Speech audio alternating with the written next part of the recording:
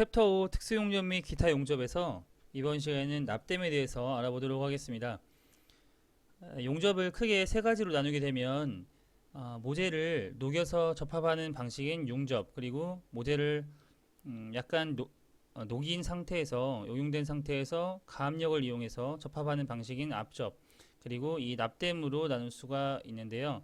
이 납땜은 이 두 가지 용접과 압접처럼 모재를 용융시키는 것이 아닙니다. 모재를 용융시키지 않고 모재보다 용융점이 낮은 금속 또는 그들의 합금 용가제로 사용을 해서 두 모재 간의 모서관 현상을 이용해서 금속을 접합하는 방법인데요. 이 말뜻은 보통은 이 모재를 용접한다고 했을 때 이 부분을 녹입니다. 이 부분을 녹여서 액체 상태가 되면 이 부분을 붙이게 되는, 접합을 하게 되는 거죠. 보통 용접을 생각하면 이런 원리를 생각을 하시는데, 이 모재는 납땜은요, 이 모재는 녹이지 않고 이 용가제를 녹여서, 이 용가제를 녹여서 부분이 붙이는 것이라고 보시면 되겠습니다. 그렇기 때문에 이 용가제는 온도가 용융점, 노능점이죠. 용융점이 모재보다 낮아야겠죠. 용융점이 낮다는 것은 모재보다 더 빨리 녹는다는 뜻입니다. 용융점이 높게 되면 반대로 모재가 더 빨리 녹겠죠. 그러면 납땜을 할 수가 없기 때문에 용융점이 꼭 낮은 것을 사용을 해야 됩니다. 이게 굉장히 중요하고요. 납땜으로 사용하는 이 납땜에는 연납땜과 경납땜으로 나눌 수가 있는데, 이 연납땜과 경납땜을 구분하는 그 온도가 450도가 되겠습니다. 450도 이하인 것을 사용하는 것은 연납땜, 그 용융점이 450도 이상인 것을 사용하는 것은 경납땜이라고 합니다. 납땜에도 용재가 사용이 되는데요. 용재가 갖춰야 할 조건이 있습니다. 이 용재도 이 납땜에 사용하는 용재와 일반 용접에 사용하는 용재가 갖춰야 할 조건은 거의 비슷한데요. 산화피막과 같은 불순물을 제거하고 유동성이 좋아야 되고요. 청정한 금속물의 산화를 방지를 해야 되고요. 모재와의 친화력을 높임으로써 용접성을 좋게 해야 합니다. 그리고 용재의 온도 범위와 납땜 온도가 일치해야 되고요. 슬래그 제거가 용이해야 되고요. 부식작용이 최소한이어야 합니다. 그리고 가장 중요한 인체 해가 없어야 합니다.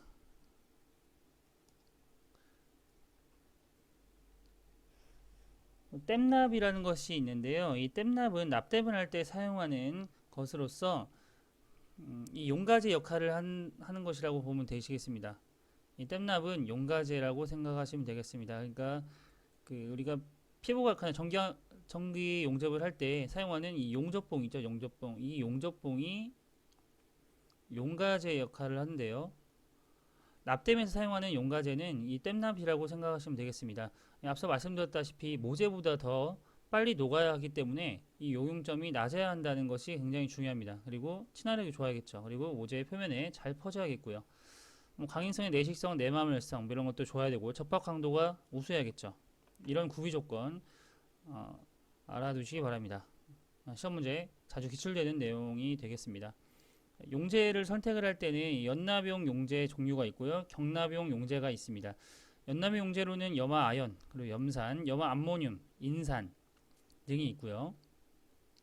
경납용 용재에는 붕사, 붕산, 붕산염, 불화물, 염화물, 알칼리인데 쉽게 외우실 거면 이 연납용이라는 것은 이응이 들어갑니다. 이응이 화아연, 염산, 염화, 인산 이렇게 이응이 들어가고요. 경납용 용재에서 이응이 들어가는 것들만 제외를 시켜주면 되겠죠. 염화물이나 알칼리를 제외한 이응이 들어가는 것들은 다 연납용 용재다. 이렇게 외우면 좀 더 쉽게 외우실 수 있을 것 같습니다. 연납용 용재와 용도로는 이렇게 염산, 염화 암모니아, 염화 아연, 수지, 인산, 목재 수지 등이 있는데요. 염산은 이렇게 진짜 염산을 물과 1대1로 묽게 해서 사용을 하고요. 아연이나 아연 도움 강판용으로 사용합니다. 염화 암모니아는 염화 아연에 혼합해서 사용이 되고요. 염화 아연은 주로 연납용에 사용이 됩니다. 수지 같은 경우는 응고 상태 유지로 사용하고요. 인사는 구리와 동 합금용으로 사용되고 목재수지는 일반 전기 제품에 사용이 됩니다.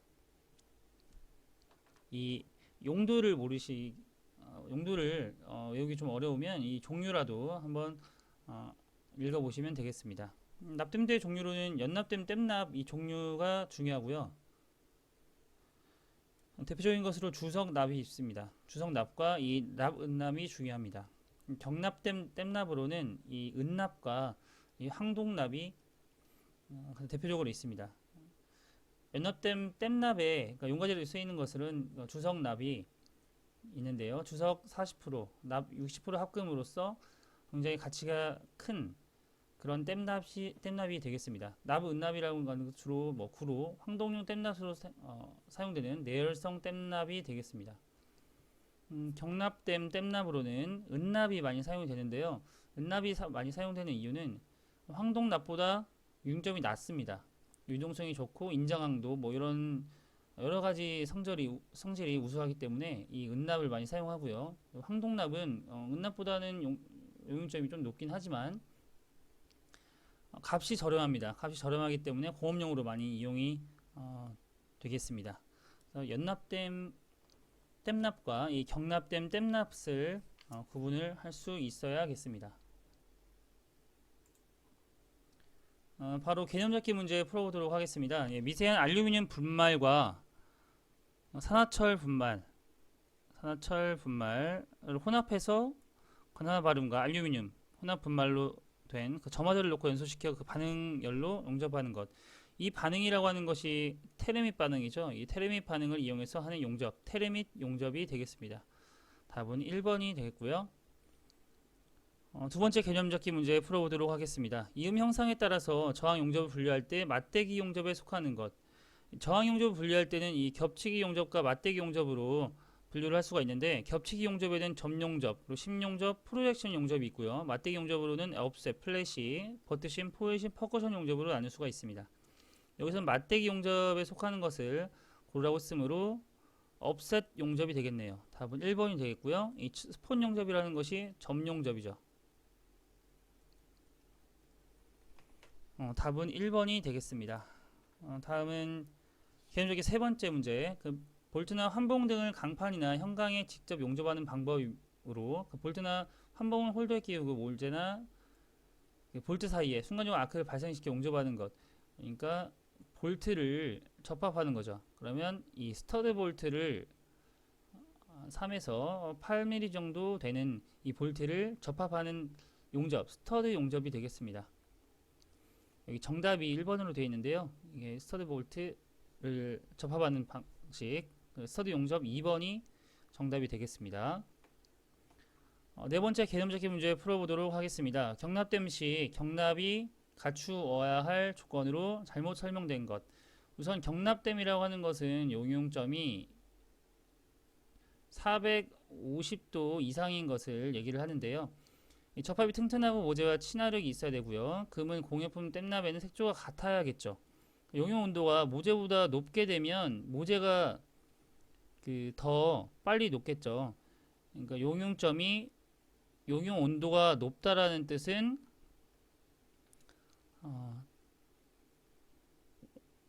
더 늦게 녹는다라는 거죠.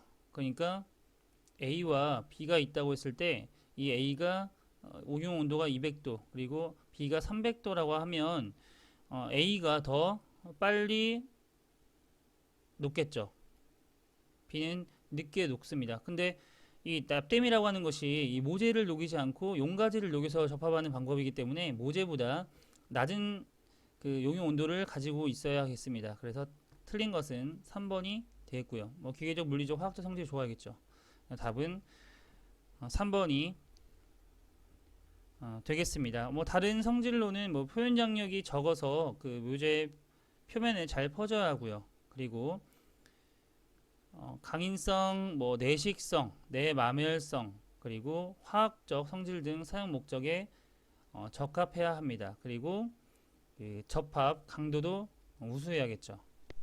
자, 이렇게 특수 용접 및 기타 용접, 챕터 5에 대한 내용을 모두 알아보았는데요.